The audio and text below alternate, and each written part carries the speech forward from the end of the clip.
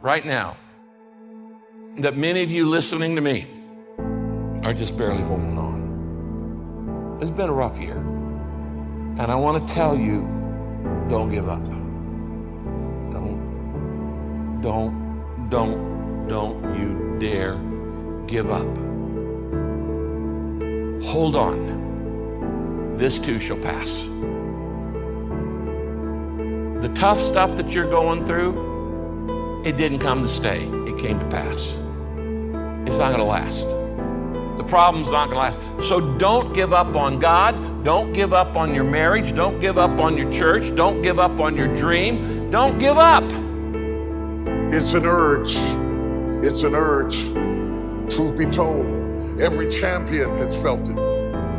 Every president has felt it. Every king has felt it. Every lion has felt it. Every winner has felt it. Every soldier has felt it. Every victorious person has felt it. The urge to quit. Don't you give up on your dream. I don't care if you don't have the money, you don't have the help, and you don't have the family for it, and you don't have the background for it, and you don't have the friends for it. Don't you give up on your dream. Don't you do it. Don't you do it. Don't you do it. It may take you twice as long. You may have to take courses and classes. You might not read as fast. You might not move as quick. You might not have as much, but don't you quit. This is the difference between ordinary people and great people. Great people never give up. They never give up. They keep on in the marathon of life. Even when they're fatigued, even when they're frustrated, even when they feel like failures, and even when they're fearful. Don't you dare, friend, give in without a fight. Fight back. Fight back against your discouragement. Fight back against the devil. Fight back against those who want to discourage you. You got a great dream, and at some point, the devil whispers in your ear, who do you think you are? Attempting to do this. Wrong question. You should build your life not on what you think you can do, but what you think God can do. You let the size of your God determine the size of your goal. When we go through a bad season of life, those circumstances that are oppressing us, they're very real. But there's another reality. And that reality that God is in the heavens and He is controlling and watching and all-powerful over every circumstance in our life.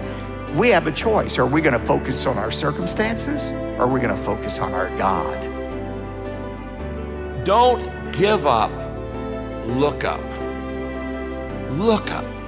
Jesus Christ, the Son of God, who created you, who thought you up, who loves you, who has a purpose for your life, who died on the cross for you, who rose again, and is coming back one day, who's going to take you to heaven one day.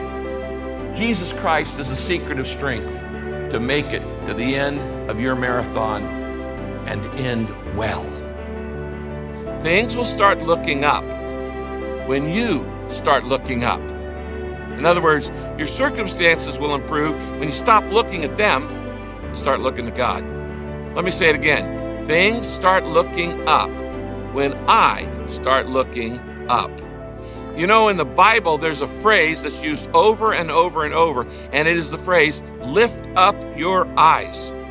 It's said many, many times in Scripture. It's just one way of saying, look up. Get your eyes off yourself and off your problems and off your circumstances and onto God. Refocus. Look at Him. Things will start looking up when I start looking up. When we look up and we see how big God is, it naturally shrinks the size of our problems. They just don't seem to be as big or as overwhelming when compared to the greatness of God. I don't know what burdens you're bearing. I don't know what grief or fear or anxiety or confusion you may be feeling right now, but I do know this. You need to look up instead of giving up. Don't give up, look up.